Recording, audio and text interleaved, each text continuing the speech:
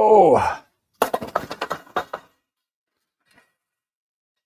oh boy, oh boy, oh boy. Yeah, it is. Whew, Friday. Yeah, Freak Out Friday. Hey, hopefully you can hear me, hopefully you can see me, but I'm a bike mechanic trying to do YouTube, and what else can go wrong, right? Any case, hey, thank you for joining me on a Friday.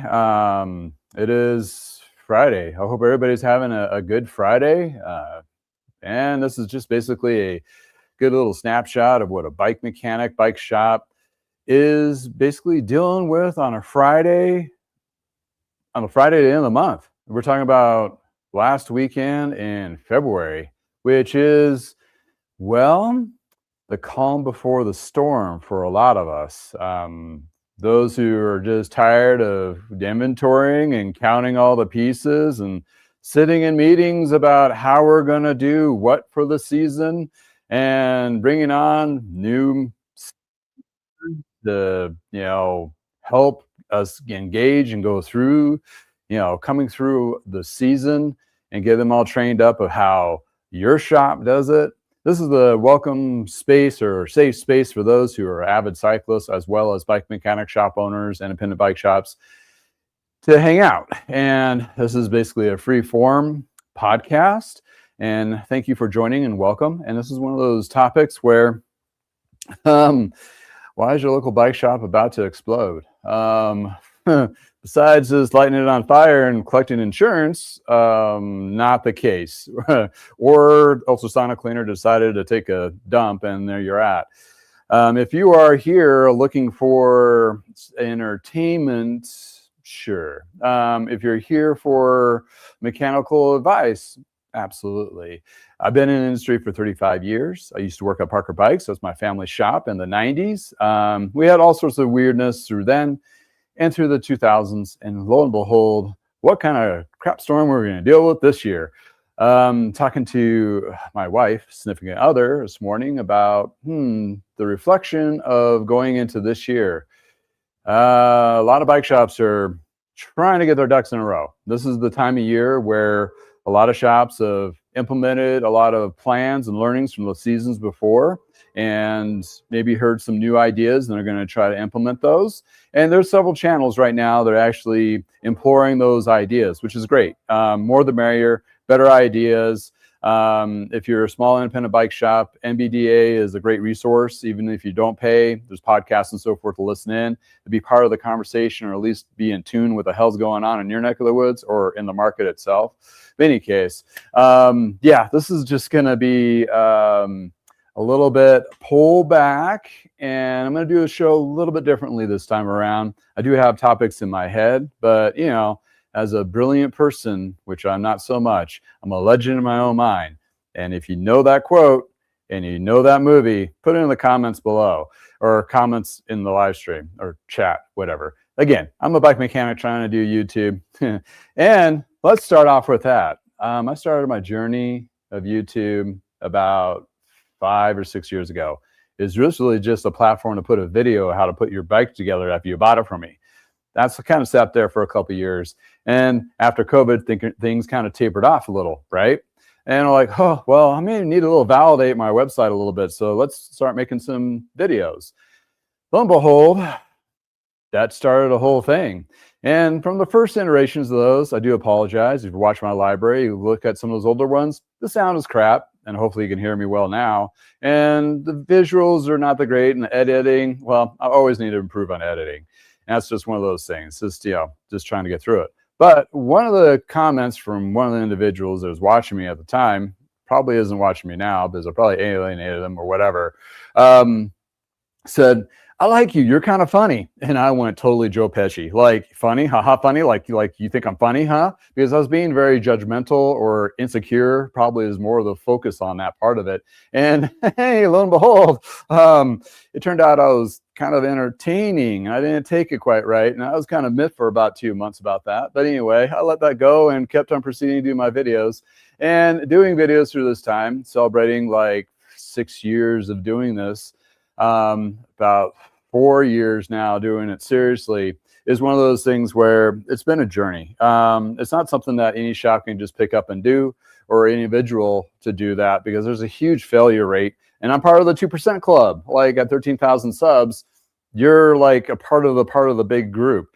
So it doesn't really matter at this point. It does, I mean, ish, you know, please like and subscribe, but realistically is view count. So if you're actually doing a channel, you're starting a channel with your actual shop or trying to leverage that going into the next season, here's one gold nugget. I'm going to give it to you right now for free, no charge. And what I found from I do have other channels, but they're just fluff, fun, whatever, F around channels. But what I did find out shortly in the short term, when shorts went to 3 minutes to copy the TikTok thing, that actually pushed the algorithm out. So good news for you. You don't have to do lengthy edited BS videos. So you can just do a 3-minute straight to the shot, case by case, boom, get it out there, and take 15 minutes of your day in your shop or whatever event you're doing and get it out there. And you will see, if you do it consistently, they'll definitely steamroll your channel to some level. Not a guarantee, but it'll definitely help out. So leveraging that, you're seeing a lot more tech videos from me for that portion of it.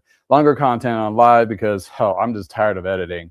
And I will produce videos that are nice, polished, and so forth with Pinpoint, but there's going to be less volume of those because I just don't have time. Because I got a business to run. I got tune-ups to work on, bikes I bought for refurbishing, all those things. And that's a slow month of the year. Wait till March hits, which is in 2 days.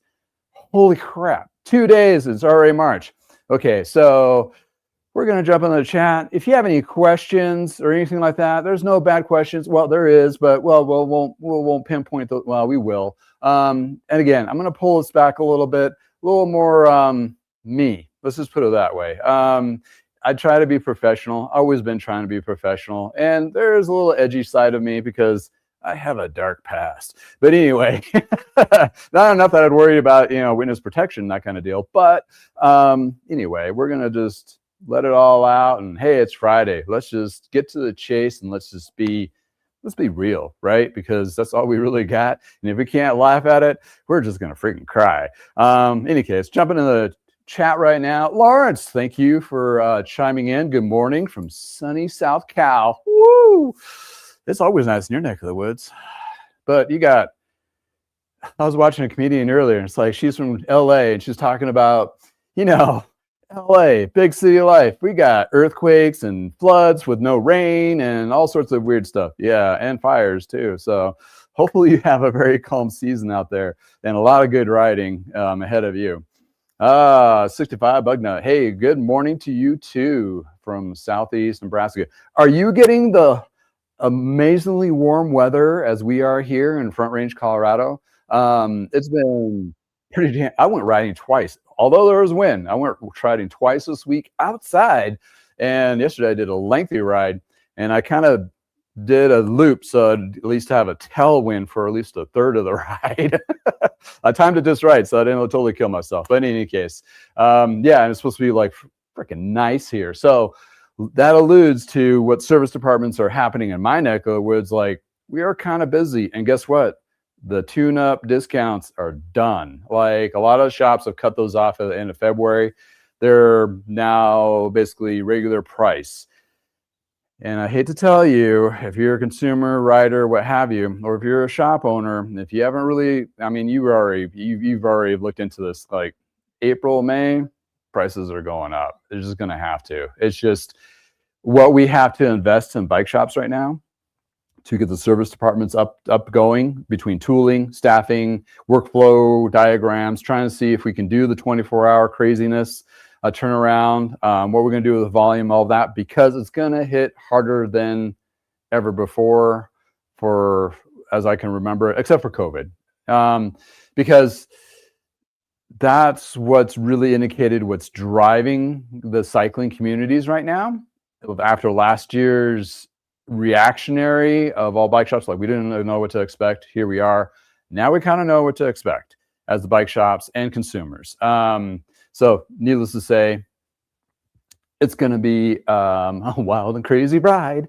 Hopefully you can find some silver lining to all this crazy madness, and hopefully you can enjoy your rides, and hope your machine gives you hours and hours of mental relief and everything. But in any case, yeah, talking about that, and yeah, it's gonna be nuts. So for me, and I watched another channel this morning, Go Guava. He had a good little video this morning talking about how he's been leveraging the market, new to bike shop ownership. He's like 2 years in, and it's pretty interesting to see. It's kind of fun to watch. It's not a total train wreck, which is really nice, because I've seen a few of those, like, oh, I want to open a bike shop, and boom, like, it's not for everyone, and it's a lot of hardships to it, and it's a hard struggle, even if you know what the hell you're doing.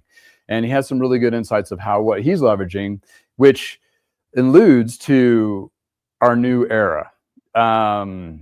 It totally took a 180, and we're dealing with kind of some weird aftermath, right? And it's not aftermath yet. We're still in the mix of the hot mess, and we're still trying to figure that out. But we know service is going to be a big driver going into the season, which means, as a consumer, if you're watching this and if you're an avid cyclist, any of you might tinker on your bike a little bit, if you need some of the heavier lift services, you're gonna need to make some appointments. Make sure you get into your shop sooner than later, because it's 70 in my neck of the woods, but those who up north, like in Minnesota and various other places, still kind of crappy. But that one nice day that starts to kick off, you want to make damn sure your bike is ready to go.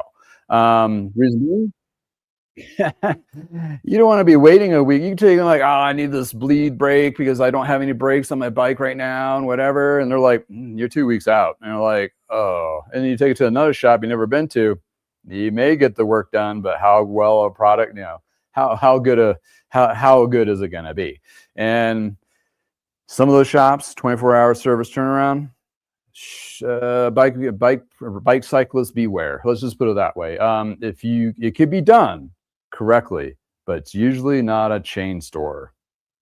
And what I mean by chain store, a corporate-owned big machine. It's the smaller outfits that may have 2 or 3 locations, and they've dialed it. I've seen this done, and I've seen a couple podcasts, individual that actually has kind of figured out the secret sauce, and it's on the MBDA, one of their podcasts. So definitely watch that if you're a shop owner. Dip your toe into the 24, 40-hour turnaround. There's some insights there, but you have to have everything in place to do it correctly, because if you don't do it correctly, you're going to piss off more people than you were hoping to bring in. So you want to maybe just stick to your true to guns until maybe test some of those stuff. Is actually, honestly, right now is not really the time to do anything super new.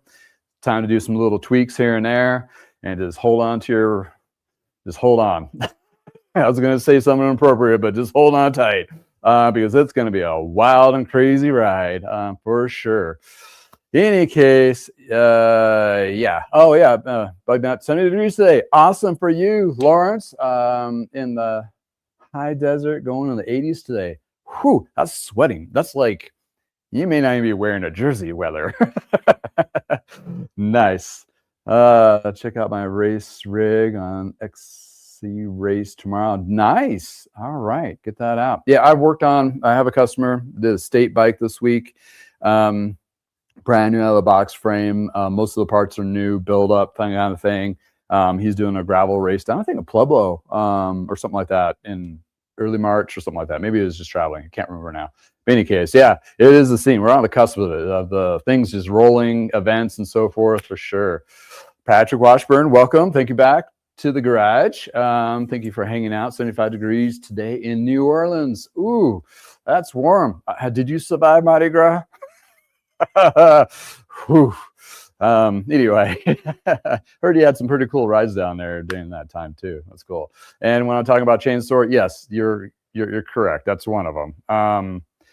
They try their best, and they can do it because they're slow sometimes. I'm just throwing that out there. Not as the highest volume. I've worked in shops that we've had volume. I mean, volume to the point where you have more bikes coming in than you can even imagine. And you had, 10 mechanics just cranking. In that case, I was only able to get it down to 48-hour turnaround. Granted, there's more technology pieces out today that makes it a little bit easier, appointment systems and so forth, and better workflow practices that actually will be able to be more efficient. Did those chain stores drink that Kool-Aid or do that research? Sure. Are they perfect at it? Not by far. But anyway. It's one of those things. But in any case, started the podcast a little bit earlier today, but because I got things to do, and it's a hard stop for me here at 10:30 my time. But in any case, I hope all of you are having a well-planned coming up weekend going into March. So what we're looking at is the latest crazy freak out news. Got to get my old man readers out. I got some new readers, so hopefully I don't smudge these up and break them as fast as I did the other ones. Look stylish, right? So what we got going on is there's a report that was released. And this is a pretty annual thing from Bicycle Retailer. Actually, I'll put the link in, if it'll work, in the comments. Come on. Oh, there you go. And we're gonna do a little screen share. So Bicycle Retailer is the bike shops. Most of us, we read the little paper version of this, or what have you. And this has been going on for decades. I remember back in the break room in the 90s, we would read this thing and just, glance over stuff. It's more resonating to me now than the back in the day. Actually, I read the full articles now, paper as well as the e-version. Or electric, that's not the e-version. What are you talking about? It's the internet version. I guess it would be internet. Anyway, annual bike reports follow the lowest numbers at least a decade. This is nuts. I saw the chart on this on my Facebook feed first, and I was like, "Oh crap! I got to click on this," because they're talking about units and this is an opinion piece, right? For me to talk about this, it's great insights, and you're looking at a lot of companies not reporting positive numbers, especially in the States, and this is stuff that's moving into the United States unit wise, and so I think it is dollar wise account, and you can see for adult bikes, and there's a reason why they cut off adult bikes versus including kids bikes, because a huge percentage of kids bikes is not sold through independent bike dealers. They're sold through Walmart and Target and so forth, department store brands, and that is, I would say, close to about 80% of the market. And the rest of the 20% of the market is fought over these numbers here. And we're looking at imported units from 2016 to 25. So that's a good 9-year snapshot. And but pre-COVID, look at the pre-COVID numbers. Okay, pretty decent, bringing it in. And keep in mind, this is the former tariff crazy administration person not leveraging those. And then boom, then we got this going on here. So I'm not trying to make this political. This is the environment that we're in. And the environment we're in is the economics within the United States is pretty darn soft. In other words, people are worried to make their ends meet. Things are more expensive, which also reactionary. A lot of the companies have canceled a lot of their orders because the uncertainty of what they're going to have to pay. Case in point, last Friday, everybody's probably heard about the Supreme Court, but then you got the White House reaction to it, which pretty much we're the same as where we started out from. Any case, this is not good. Reason being is the United States companies that sell products to Americans in the United States is not having product to sell or bring in. And when they do bring it in, which I talked about before, it's going to be a hell of a lot more expensive or more narrow and deep.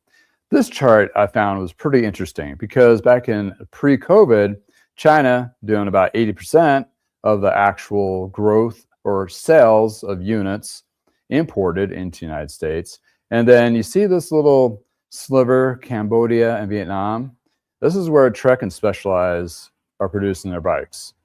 Well, they shifted from Taiwan for various reasons. And, lo and behold, 6 years later, Cambodia has now developed a huge pipeline of inventory. So, yeah, you're seeing the countries, but you're not actually seeing the companies in this chart. So, Giant, mainly in Taiwan, as well as Merida, which build, Trek, and Specialized, and a whole bunch of other brands, have bikes shops and also manufacturing in China. Also, besides Taiwan, they have it in Vietnam and also Cambodia. So, that alludes that you're looking at country tariffs. Are they building it, shipping it to Cambodia, which is not too far, and shipping it out of there to kind of skirt some of the higher tariffs, or whatever the case may be? Any case, it has shifted. That's a huge cut of the pie. I mean, taking away over the China manufacturing and now moving into Cambodia. I can't tell you if Cambodia is a better place to work, economically, environmentally, socially, or what have you. But you got big investors, Trek, Specialized, and Giant, playing in those countries, producing bikes and so forth. But those bikes apparently are not going into the United States. That is the super tricky bit of the whole piece. That's the serious side of today. Looking at those numbers and looking at where inventory that's coming in, and that's just bike units. When you're talking about tubes, tires, chains, consumables, all those things, we have not really felt the true effect of what our economical pipeline or economical state has caused our pipeline of inventory going into the United States. So if you're looking outside in from other countries, and if for example, I saw on one of the channels, CAD Media, pretty cool people. Two of them are in England and one guy is in California now, oddly enough. All Brits. Interesting. Bike mechanic's wife, and a former racer. Kind of cool. It's entertaining for sure. It comes out on Thursday mornings. Check it out. It's a good listen into. But they were talking about a 3D printed shoe that was coming out. Like, you take pictures of your foot and you send it to them. They give you a 3D printed cycling shoe. And this is, I think, in Germany or one of the European countries. When I looked up the company, cool concept. I was like, oh, I might, because I've always struggled with cycling shoes. They never fit. Apparently, there's studies out there saying cycling shoes just are old tech design. Never really fitted new people, or not new people. Your feet change, right? And there's all sorts of companies in the US that leverage that, like Good Feet Store and all that, but they don't make cycling shoes. But it'd be nice if they did. But the thing is, cycling shoes could be expensive. Trek and Specialized are selling $200-$300 shoes. This is a 3D printed, custom fit, guarantee fit shoe. That's €250 or whatever it is, which translates to be pretty close to that for US. And I'm like, that is pretty comparable to a very nice high-end shoe. Here's the thing. Cycling shoes you hardly ever wear out. I have shoes that are over 25 years old. They're not worn out. I just got bored with them. So looking at that. But going back to the import-export, it's like I'm almost afraid to buy something from out of the United States, because all of a sudden I'll get this little tariff bill going, by the way, you owe another 30% on top of what you just purchased to get it into the United States through customs. That's kind of like a buzzkill, big time, right? So nor are we actually wanting to buy a lot of stuff right now in the States. We're really kind of reluctant to buy anything outside of the States because how our own government is going to sabotage our own sales, which is a tax. I said it, and it's true. And however you feel about it, this is not political, it's just reality. So looking at it as a bike shop on a Friday in February, going, do I have enough chains for at least a few weeks? Do I have enough tires? And do I need to order any more cables and housing to do my next ride? Or my next few repairs? Those are pretty hefty concerns. I'm checking with my vendors, and luckily for me, I do have some people within the industry that sell wheels and chains and so forth. And I got some inside scoop of what they're faced with. And right now they're taking some of the hit. But the next go around of product purchasing, prices are going to go up. So that's pretty much kind of a pulse of everything that's going to go on. So as bike mechanics, bike shop owners, we're trying to bring in as much as we can, but we're in a state where we're not buying a lot. We can't. Our cash flow has been kind of eroded over last year, if not before that. And we're basically just going to buy what we need at the time. And we're going to be working with our vendors or checking their inventories and all that on a weekly or bi-weekly basis. And you may not get that Continental Grand Prix in your size in 6 months. And if you do, it is already 20% up, but it may be more by then. Case in point, talked to a buddy of mine. They own a shop. They had a bike order. Customers that came in last year and was like, oh, I want to buy these 2 bikes. And they're like, cool. And it's like, they disappeared. And they come back this spring, like, all right, we're ready to pull the trigger. Because they're expensive. They're e-bikes. They're like, ready to pull the trigger. It's like, cool, I'll write them up. Took their money and everything. Went to his vendor. Vendor's like, oh, we haven't had those in a couple months. Sorry, dude.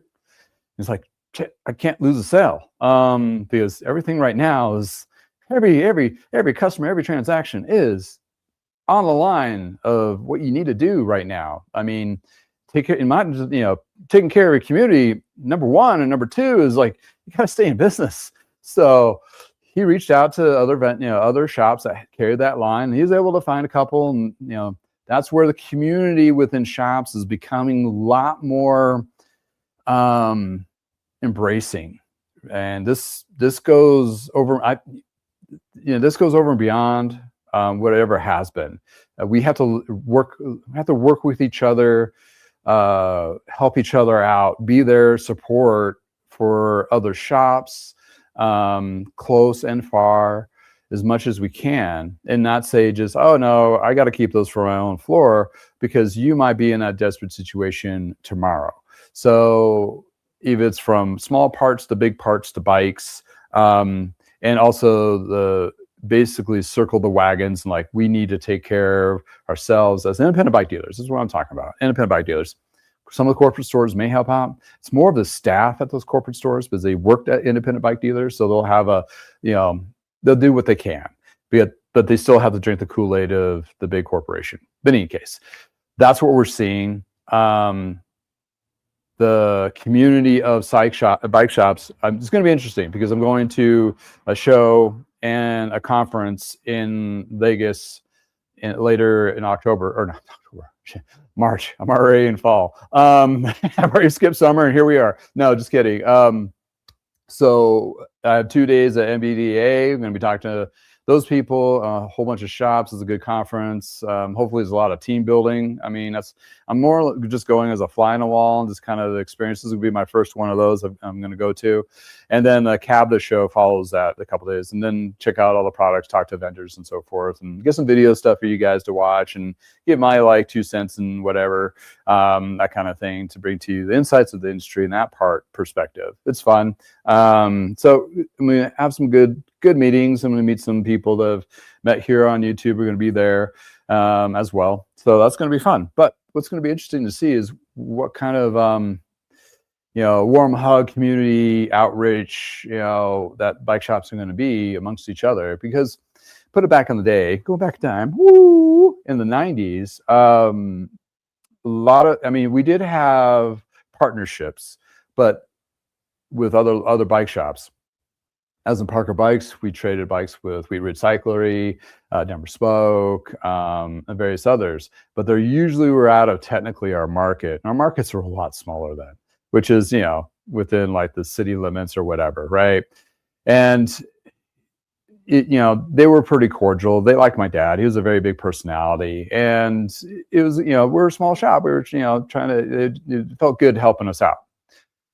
Well, the thing is our competition right down the road, about 1.5 miles, moved. We were in the location for a couple of years. Then he moved in, and he was a complete prick. He came after us saying, "I'm going to put you out of business."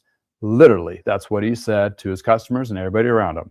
And he was, he already had that arrogant level to him.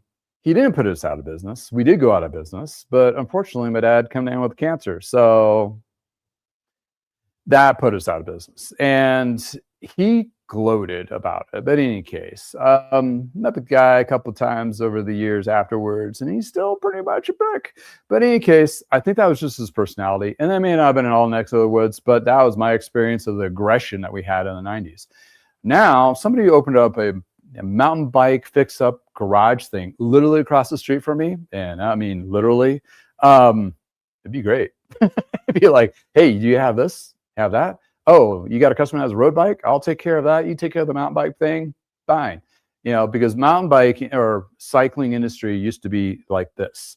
And now there's so many different layers to it that bike shops are going to fold themselves into more of those niches in the last couple of years and kind of double down on those. And some markets can accommodate or actually support several niches at one time. E-bike, road bike, mountain bike, gravel groups, whatever. I mean, you can have several different shops that do several different things. Then they're going to downsize to a point where they're the best of the best of the best. Actually, is, you know, it kind of pushes us back into where you didn't go to the grocery store. You went to the butcher, and then you went to the farm to get your vegetables. Then you went to the bread maker to get your bread. Higher quality stuff. You get to meet the people. It's more personal. Is it the best thing or is it the worst thing? I'm not here to say that, but that's what the market is actually conforming a lot of shops to that. A lot of shops are actually, some of them, if they completely close their doors to the brick and mortar, might be moving into their garage. They just do something on the side or what have you, because they still want to be part of it. I mean, us cyclists that own bike shops and so forth, it's in our blood. We love supporting our community and the passion about bicycles. That's not even a question.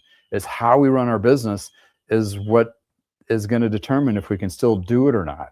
And some people, yes, have jumped ship and, you know, became accountants or whatever. That's fine. But most times they loop back in eventually. Hey, I left for a few years. I took off and went to Big Five Sporting Goods, worked for them for almost 9 years. And about 2 years into it, I started working part-time at the bike shop again. Although Big Five was paying all my bills, provided me health insurance, and paid vacations, which no bike shops at the time were paying that. Now, there's a different story, and that alludes to Trek and specialized corporate stores and REI and various others. That's where a lot of bike shop people kind of navigate to because they got those particular benefits. You do it for so long, you're like, I can't, you know, getting laid off every winter, trying to do a part-time job.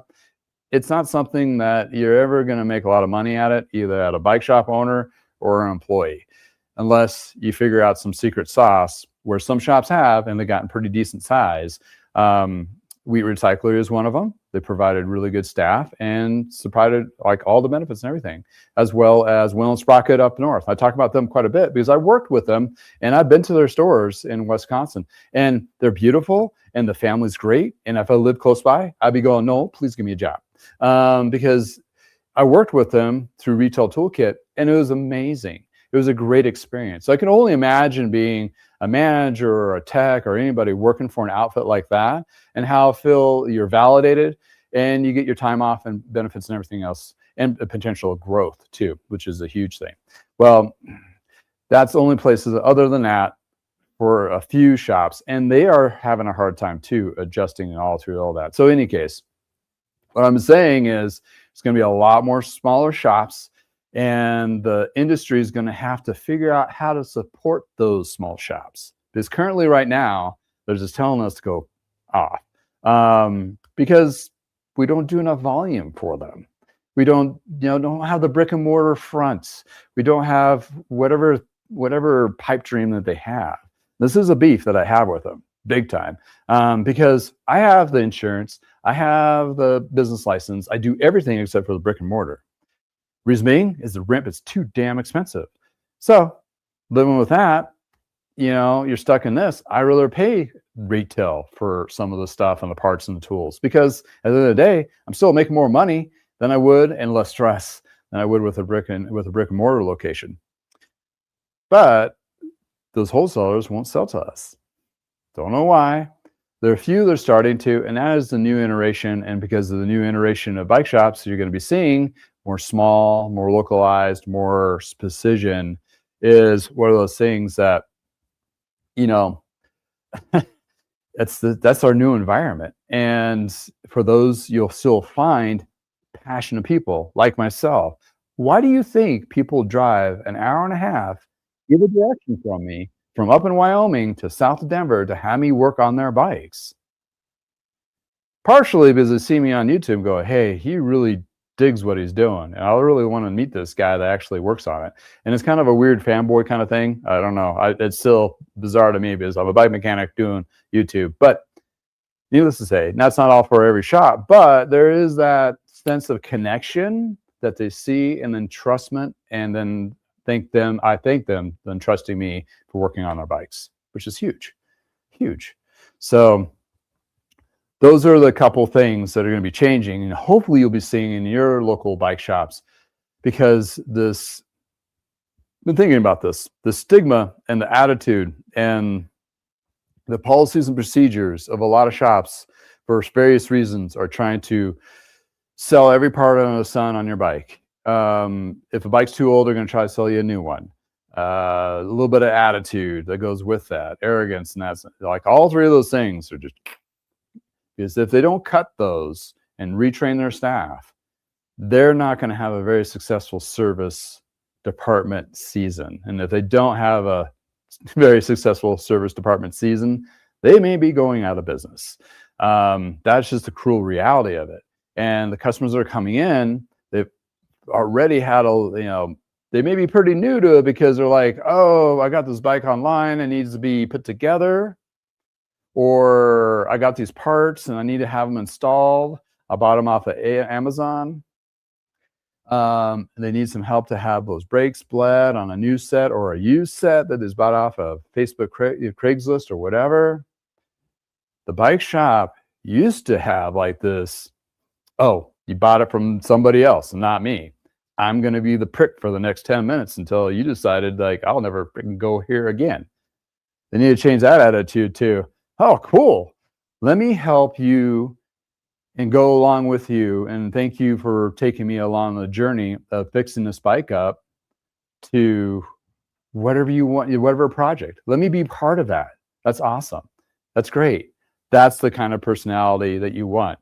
Case in point, that's what I've been bringing to the market for the last 5 years. And guess what? A couple of those customers, I call them community members because they're part of a community instead of just customers. They've brought in several bikes for me to work on, several builds to build up, and they bring in parts. That's fine. I have no problem with that. It actually saves me time for vetting and trying to figure it out. I'll put it together, and I'll deal with the other heavy lifting of bleeding the brakes and watching those videos again and making sure I do it right and make sure the contacts and all those things. So at the end of the day, they got the bike that fits them, and whatever they want to go down that journey is a big smile on their face, at least until they decide to get another bike, which in this case point constantly rotates through them. But that's the personality of the shop. That's the warm hug I've been talking about.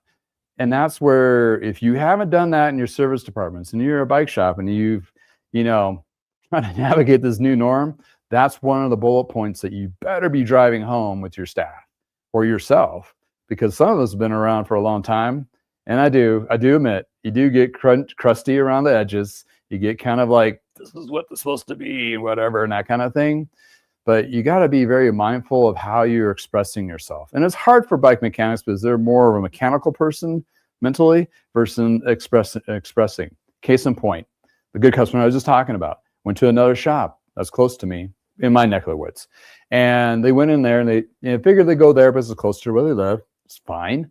They wanted to have a tubeless tire set up real quick. Like, here's a wheel, here's a tire. I just needed to have the setup real quick. I didn't have time to set up an appointment with me. That's fine, what have you. And he perceived this way. He walks in with the stuff. It's like, yeah, I need this tubeless setup. And salesperson goes, or mechanic goes, oh, did you bring in sealant? It's like, no. It's like, oh, that's okay. We have sealant. And it came off in the sense of being judgmental. Like he didn't want to do the tubeless setup, which quite honestly, tool setups can be a royal pain in the butt sometimes, but that's part of our job. So put on a smile and just get it done. And he just that 5-second interaction, he is never going to that store again. As a matter of fact, he's telling everybody to never go to that store. So be careful.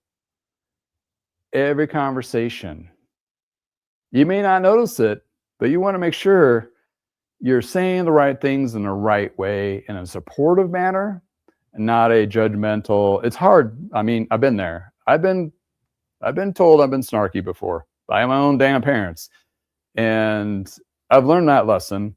And I still maybe slip here and there, but most of the time I'm being thoughtful of it. Hopefully your shop in your neck of the woods is embracing this.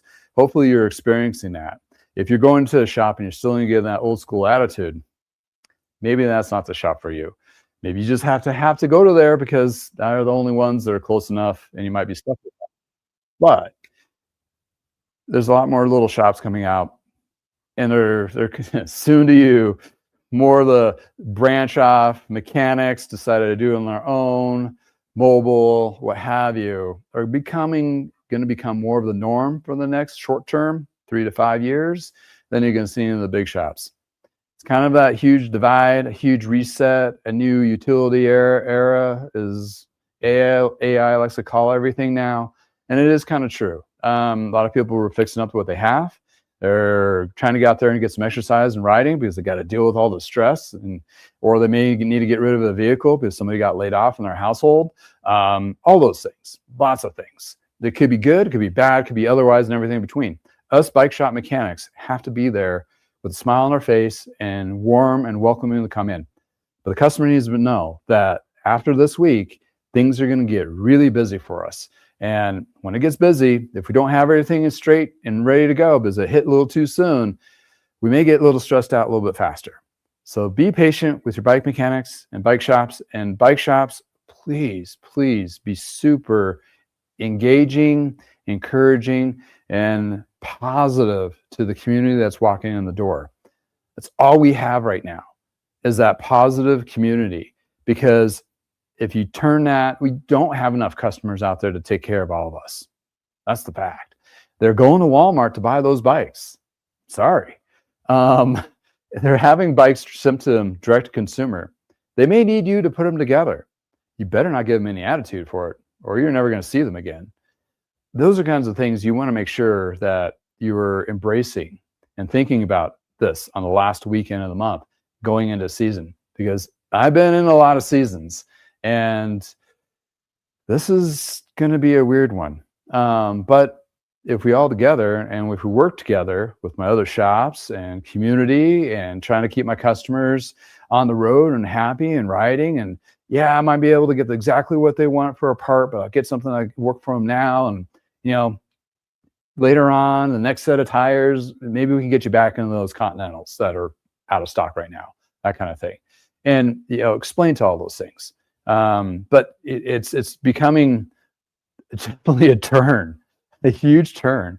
And listening, it's not just me. It's not my viewpoint here in Loveland, Colorado. It's, when I'm talking to people across the nation, listening to other channels and how they're dealing with their customers and their environment's changing, and dealing with their vendors and how those vendors are changing their perspective pretty darn quickly. It's a huge shift. It's the new norm for a while, and good, bad, or otherwise, how you feel about it. I hope at the end of the day, you're getting a better experience at the bike shop. Hope you're getting attentive, experiences, help me out here. One of those things that you're just having a better experience, and then you get out there and you're riding and you're having a good time. But cycling's fun. It's supposed to be fun. That's what we're in the industry for. That's what we're doing, that kind of thing.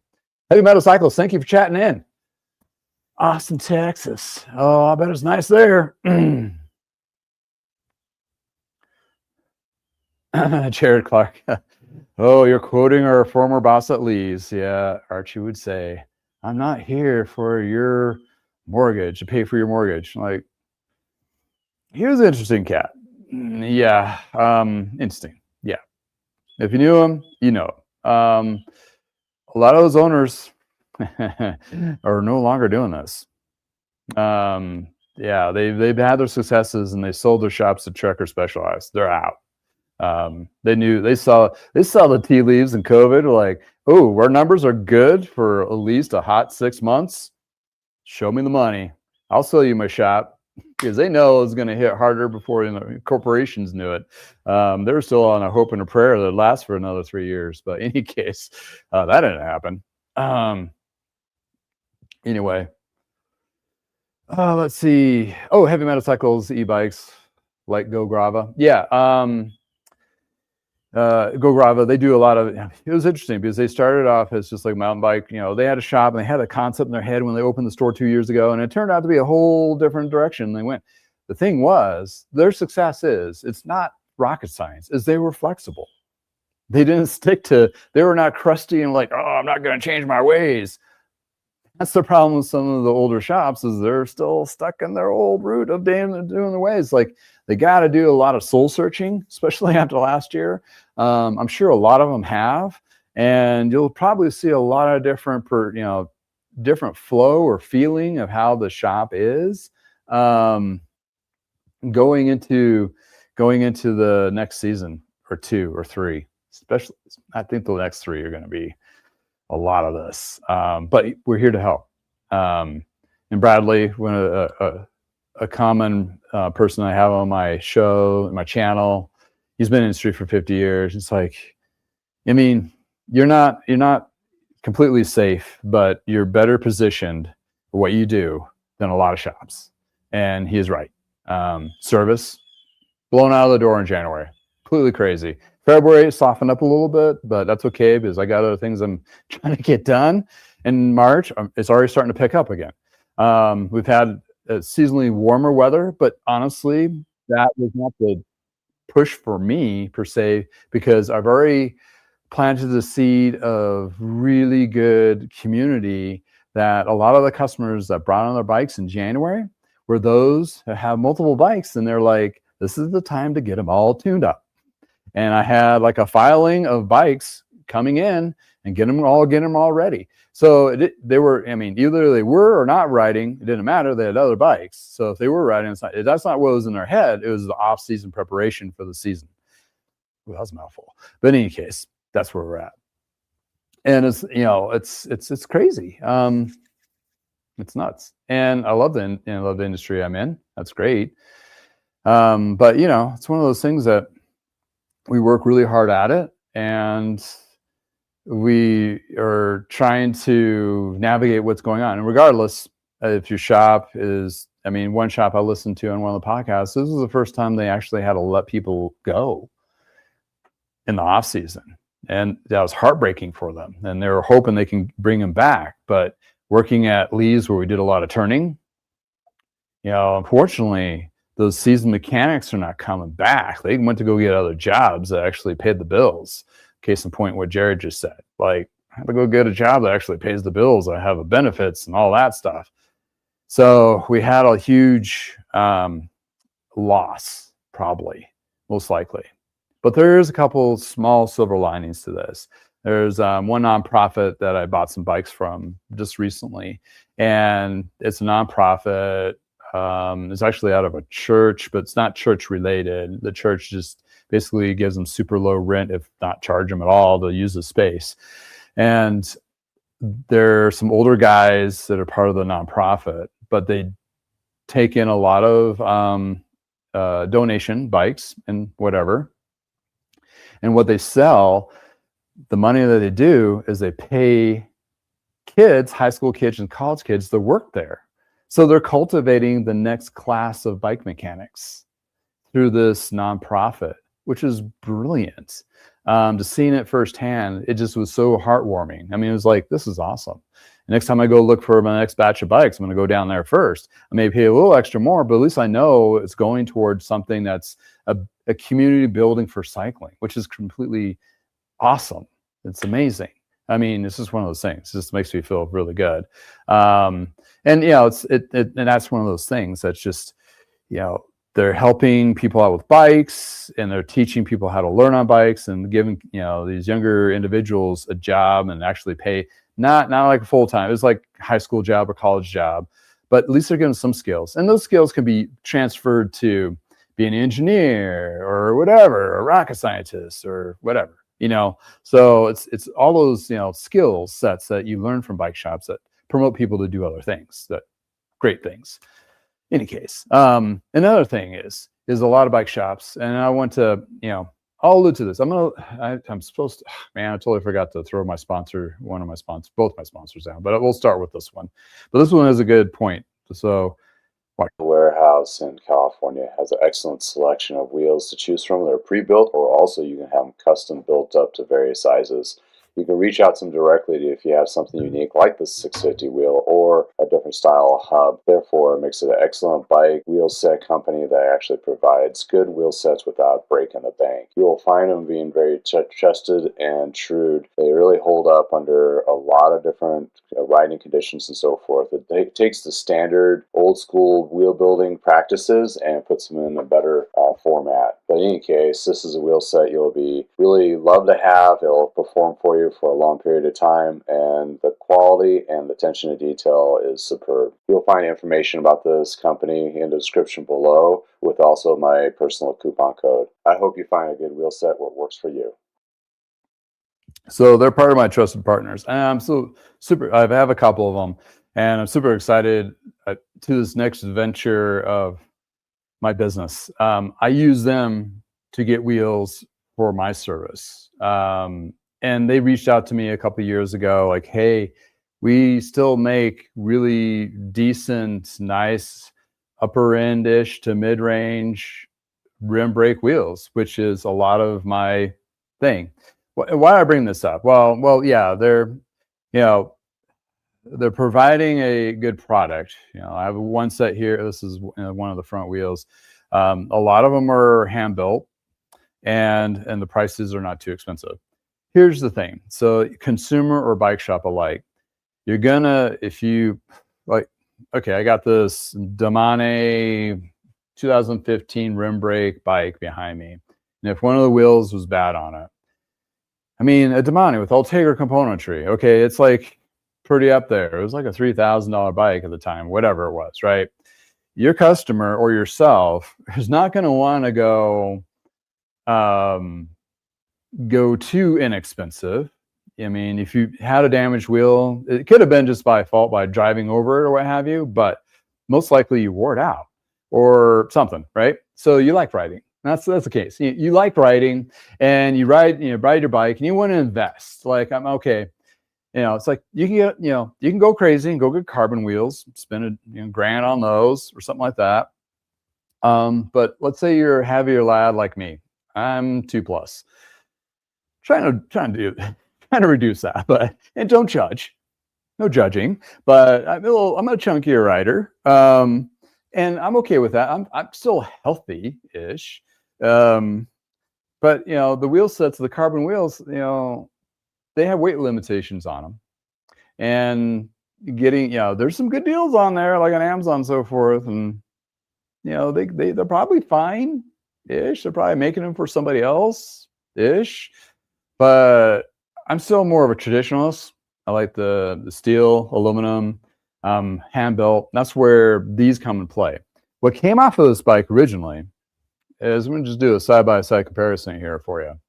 So you got the Bontrager race, right? And Bontrager, they had these built from, some company in Taiwan would build these up for them, that kind of thing. And, it's like a little bit flared out spokes. I think it's a 20 spoke wheel. This is a 32. They did this one because, I needed something a little more I wanted a more durable set. That was my choice.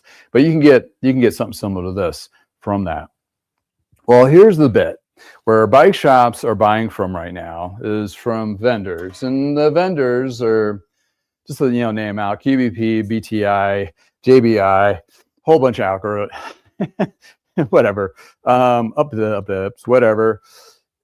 They are primarily the go-to for a lot of these bike shops when they're doing a little catalog search. That's what the laundry list there.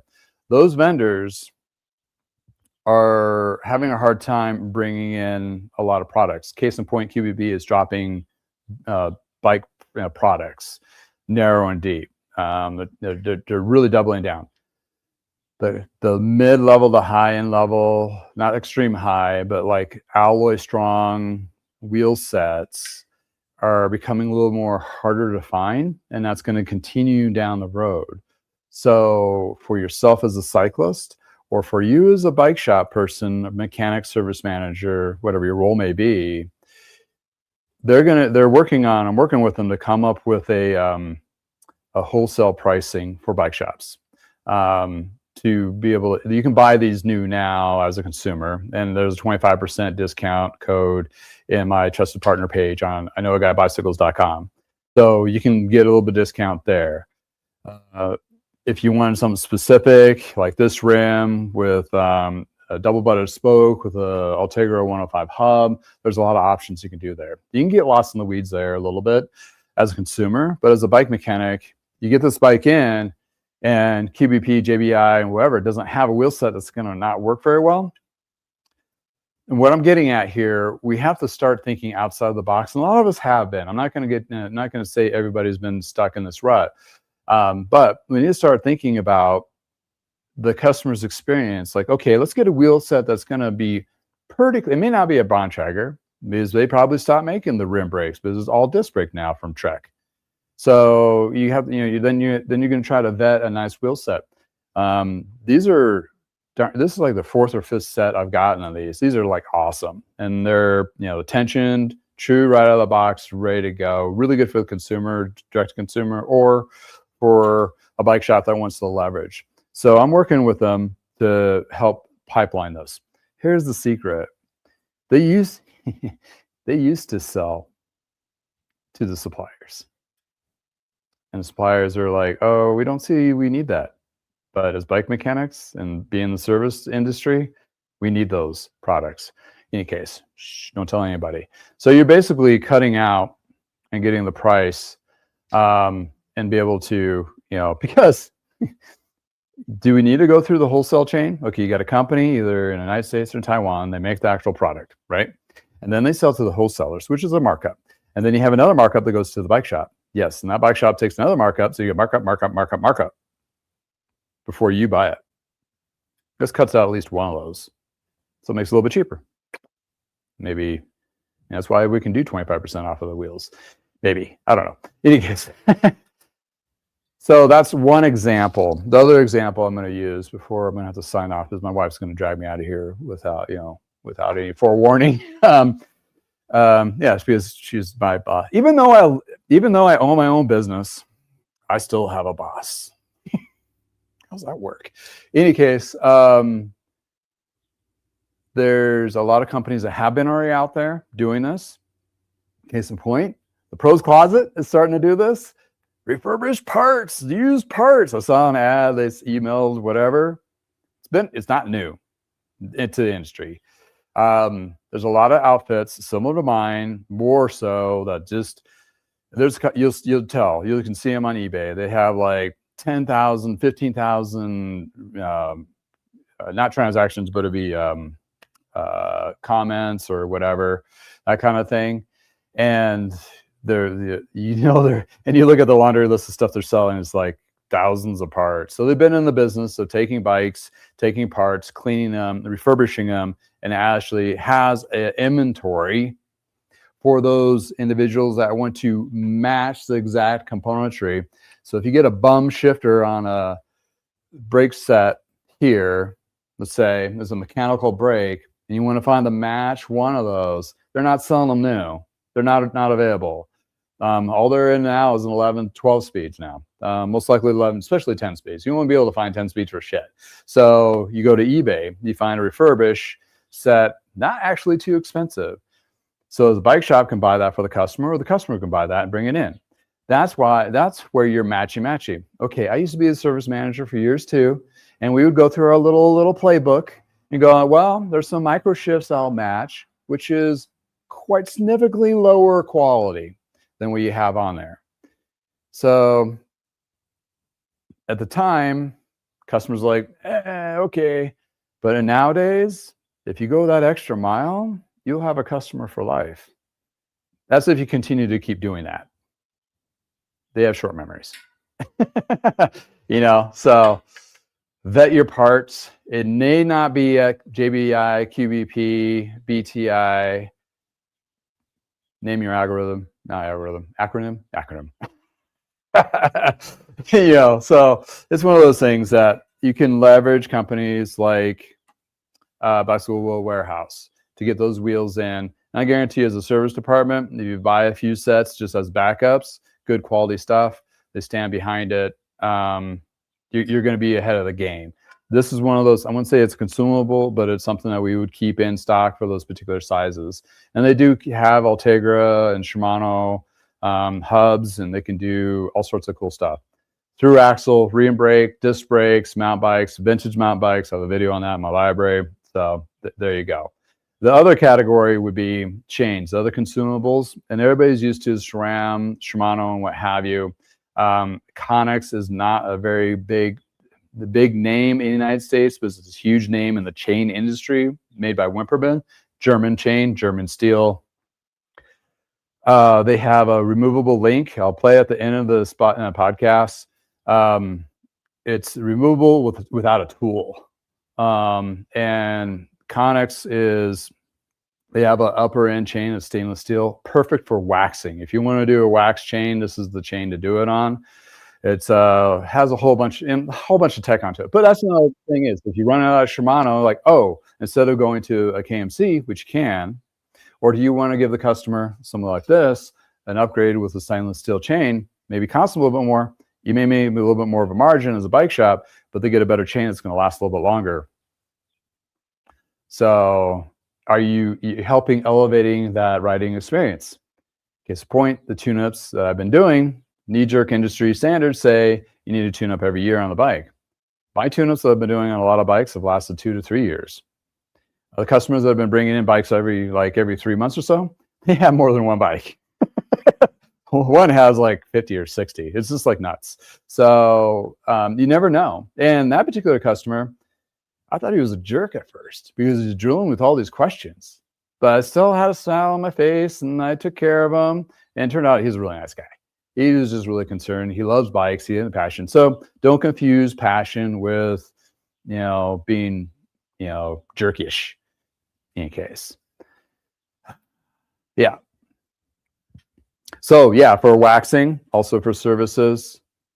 Popular chain process or waxing of Vital Bike Chains provides brand names like Shimano, SRAM, and various others to be cleaned in high detailed 5-step process and then waxed to your professional level with either speed chip or endurance chip, which has been proven to have better performance and better lasting events and recreational riding. Takes care of the messy process, and all you have is the clean wax chain ready to perform. Check them out. Discount code with a link below. Yeah, that's also, I've been shifting some stuff around. That's another thing a lot of bike shops are doing here too, is they're leveraging their websites a little bit more. Go Guava did a lot of investment, heavy lifting into their direct-to-consumer purchasing through their using Shopify and that kind of thing. I'm in the same process, doing the same thing too. So in other words, you'll see Bicycle Wheel Warehouse in my lineup of products on my website, as well as a trusted partner with a discount code, in addition to Vital Bike Chains too, as well, to help. Here's the thing. My expertise in inventory management, mainly categorization, and also seeing and front line with consumers over the years, I was able to change my categories to be a little more easier to shop.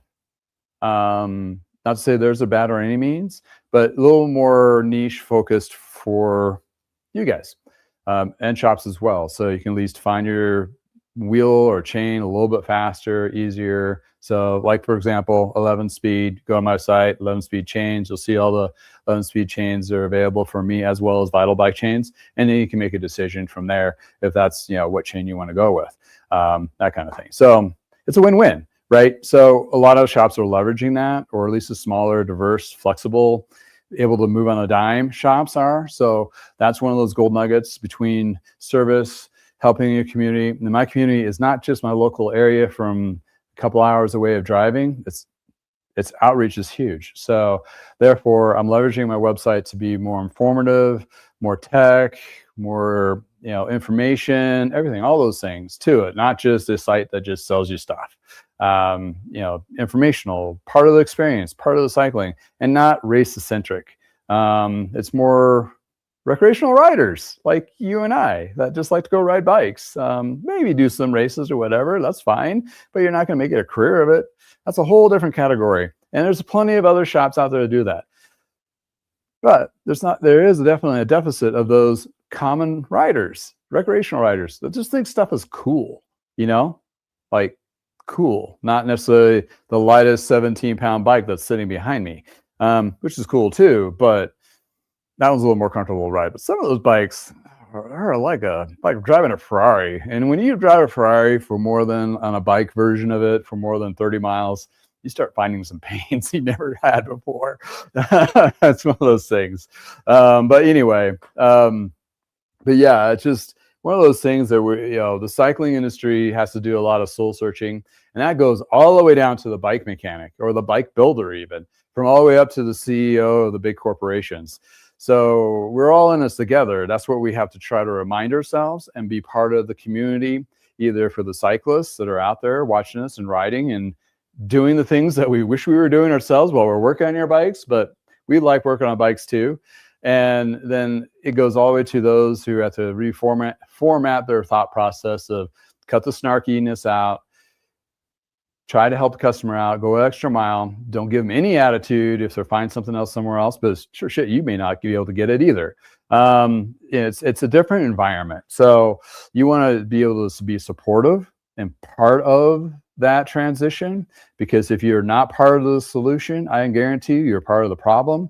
And the part of the problem people are not going to have shops. And there's going to be a huge attrition, loss of bike shops this year. We've already seen that within the corporate stores, reducing the locations, which is a huge, horrible deficit. That's a whole nother topic.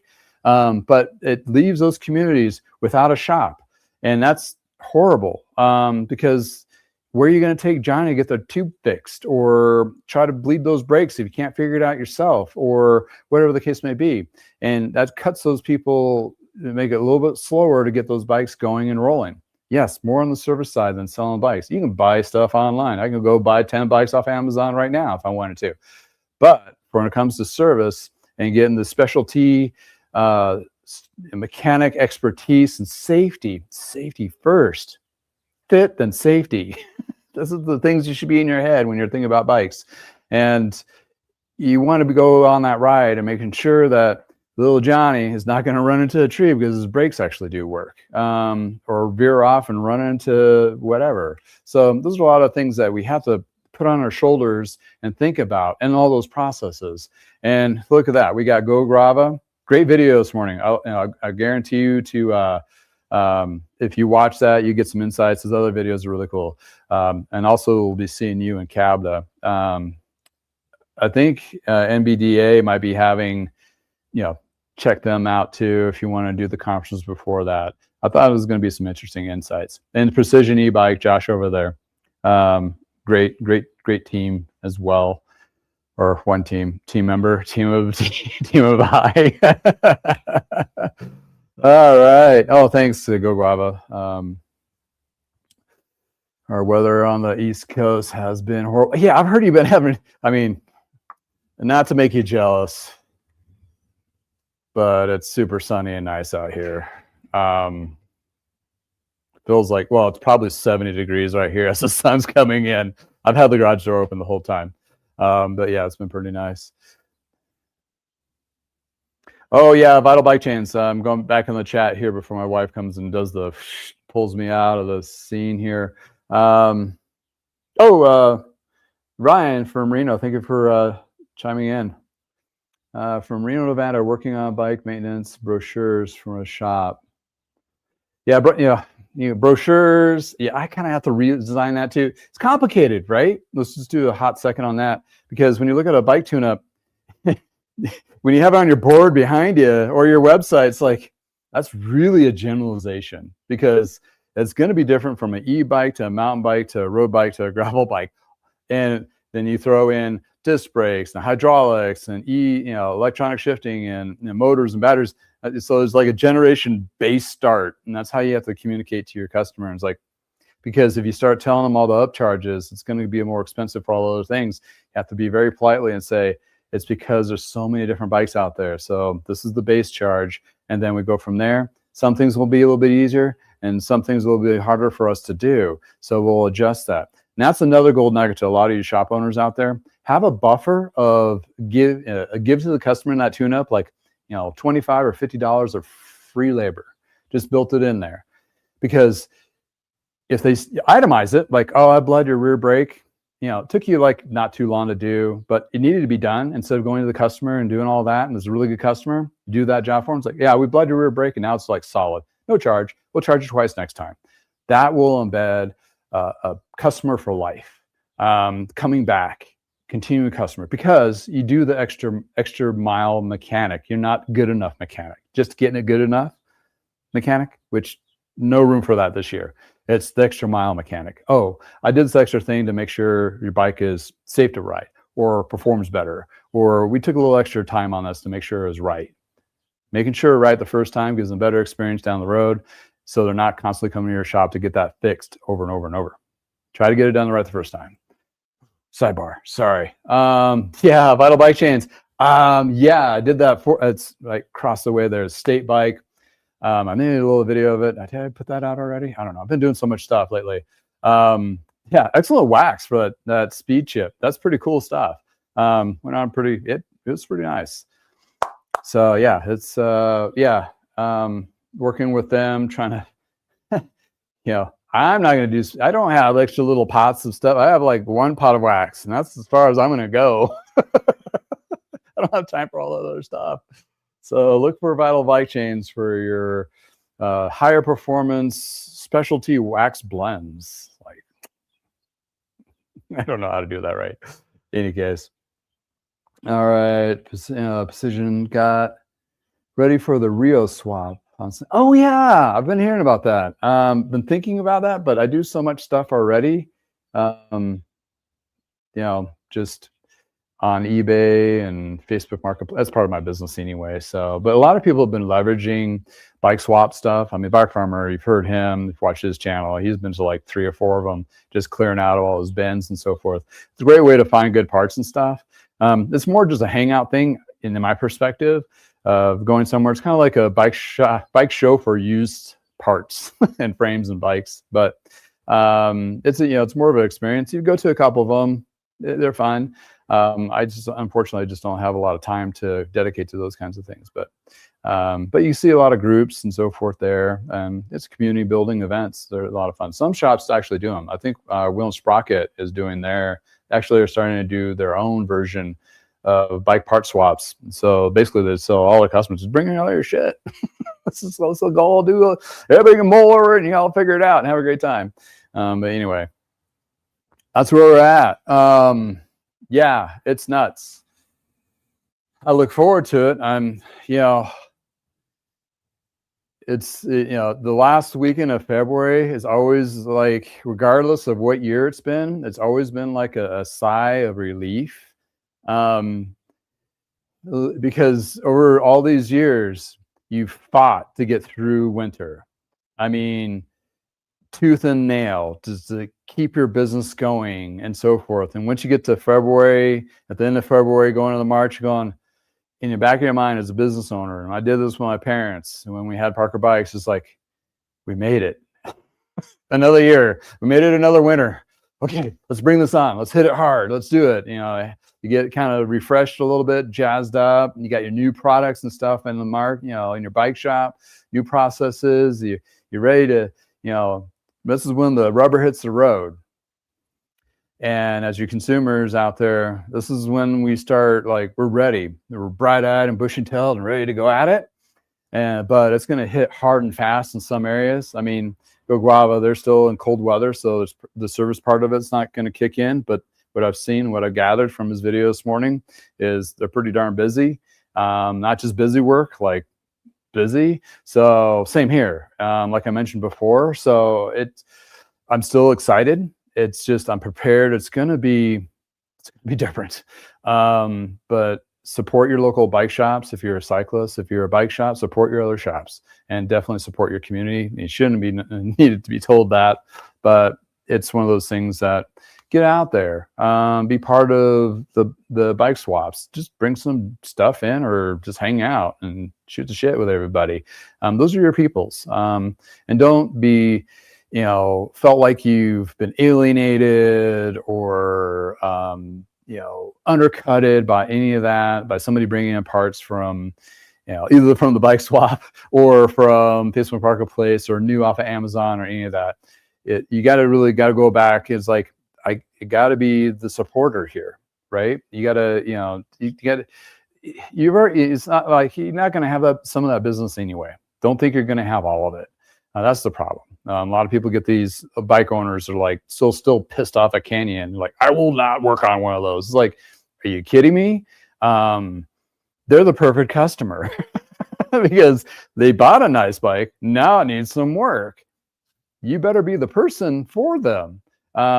They may work it on themselves, but the bike industry has done them no favors at all, because when you're looking at internal cable routing and the hydraulic brakes and electronic shifts, there's a lot of troubleshooting and a lot of training as bike mechanics have to go through to make sure we do it right. And as a novice consumer, they don't make it mechanically friendly. And yeah, you can learn on YouTube and so forth, but then here's the other caveat piece. A person that's paying a lot of money on a $3,000 to $5,000 bike, they have a job that's really demanding, most likely, and they don't have a lot of spare time to tinker on their own crap. So they're going to just want to give it to somebody to work on, and they want to be able to feel entrusted by doing that and not alienated. Let's keep that in mind. So just remember, everybody has their own journeys, and you do too. And just, always try to have a smile on your face and kill them with kindness. That's what's worked with me so far. And I have a great community. Bike shop owners, Aaron from Go Guava, Bill at Vital Bike Chains, Josh at Precision E-Bike that are in the chat right now. They're awesome. That's the community that I'm trying to build as well as my customers, which is more of my, cycling community that I try to help support. That's pretty simple, but it's still complicated, like a bike shop. Does anybody know how many parts are on a bicycle wheel? Let's just pick one wheel. Oh, I'm getting the evil eye. I better get going. How many parts? My wife just like, gotta go. I got the look. Okay, 2 seconds. You bike shop people know this. But you got the rim, tape or tape that prevents the tube from going in, or the sealant. Got spoke nipple, you got spoke. Okay, that's 1, 2, 3, or 1, 2, 3, 4, 5 is the hub. Then if it's a rear wheel, we won't talk about just the front hub. That's 5. Then you got a cone, which is inside. Then you have a lock nut. You got ball bearings, and you got the axle itself and the skewer. And on top of that, you got a tube and a tire. That's like, and then if you count all those spokes, this is like 28. So what I'm getting at here, there's a lot of intricacies to the simple wheel. It's not so simple, right? So we have to entrust a lot of people to how to true these and build them and put them together right. So what really cracked me up is I think it's looking at Trek's labor page. We have like 152 touch points on a bike. Like, are they counting every spoke nipple? Anyway, side joke. And I'm sure the mechanics are going like, yeah, sure, some corporate Kool-Aid, somebody in Wisconsin riding something. I'm like, oh, this makes it sound like it's really intense. It is and it isn't. I don't know. Stretch the truth much, Trek? Just kidding. Oh yeah, you got to count the little, individual bearings. Good one, heavy metal cycles. Well, what if it's a cartridge? Do you pop the seals off and count the bearings and the ring inside there? Do you count the seals? Oh, we can go on all day with this, but I can't. I gotta go. I gotta go. Any case, like I mentioned before, I'm going to leave you with this short video of ConX links. I decided to put this in the videos for those who are out there, bike mechanics as well, especially bike mechanics and also novice. If you see a ConX link coming in your shop, it could be on a Shimano SRAM or Campanile chain. It'll say a ConX link on there. Do not use the chain tool. You can't. It'll damage it. And you'd be like, how the fuck does this thing work? Well, this is how it works. And you can thank me later. In any case, hope everybody has a great day, great weekend. Thank you for hanging out with me on a Friday. We'll see you next Friday or Shop Talk Tuesday. Or no, yeah, Tuesday, Shop Talk Tuesday. Got some great stuff coming up in the pipeline. Really cool content, talking to some peoples. And also the bike show coming up. We do a lot of collaboration, video talks, something like that. Just, you know, good stuff. Good stuff for everybody. In any case, thank you. It makes you to make this happen. I'm just a bike mechanic doing YouTube, so I highly appreciate all of you. And if you're watching this for the first time, please like and subscribe, or at least just watch. Algorithm will do the rest. You guys have a wonderful day. Chain links. Don't mess these up. They are definitely a revolutionary change in link systems for bicycle chains. But you need to know a couple things about these before you actually install them or take them off a bike. Let's review. First thing you need to know is these chain links are reusable, and it also could be used on Shimano and SRAM chains. So if you want a reusable, which they don't claim theirs are, chain links that are removable, this is the ticket for you. The second thing you need to know is you do not need to use a tool, nor should you ever use a tool to install or take these off. Pretty simple. Put the link in with the bubble side down, then you do the other link here. Once you get them together, fold the chain up, slide into place, and your link is there. If you use a chain tool on this, you will damage this link, so keep the tool away. No. Then you put the chain in, which is really great for chains to be clean easily, also for re-waxing. You will find these links on all of their chains from single speed to 12 speed. Just make sure the ConX link is on there, even their pre-waxed chains as well. You can also buy them as an aftermarket for your current Shimano SRAM or a backup link to put in your pack. In any case, these are one of those mind-blowing link systems which, like all bikes, should have anyway. Hopefully you found good insights on this particular chain link from ConX, and if it works for something for you, all the better. Thanks for hanging out with me in the garage. If it's nice in your neck of woods, please go for a ride.